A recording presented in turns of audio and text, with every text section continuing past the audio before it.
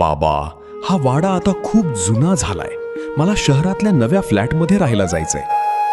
अमोल, हा वाडा फक्त दगड विटांचा नाही, आपल्या 4 पिढ्यांचा इतिहास आहे रे. पण मला तिथे शांतता मिळेल बाबा. इथे खूप गर्दी आणि गोंधळ असतो.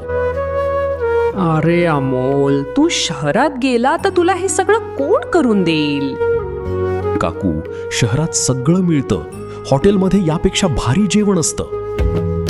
पण हॉटेलात माया नसते रे मुला. घरच्या जेवणात प्रेम असतं. काका, तुम्ही गेलात तर मला गोष्टी कोण सांगणार आणि मला कोण खेळवणार? तुला तिथे भेटायला येईन ना रे मी. शहरात मोठे पार्क्स आहेत. अमोल, आपण सगळे मिळून एक मोठे कुटुंब आहोत. दुःख वाटून घेतली की ती हलकी होतात. वाडा सोडून जाणं म्हणजे आपल्या मुळांपासून लांब जाणं हो अमोल भाऊ. सगळेच मला का थांबवत आहेत? शहरातलं आयुष्य जास्त सुखाचं असेल. पण सकाळी उठल्यावर त्याला घराची उबदार जाणवते. सर्वजण जमिनीवर बसून पंक्तीत एकत्र जेवत आहेत.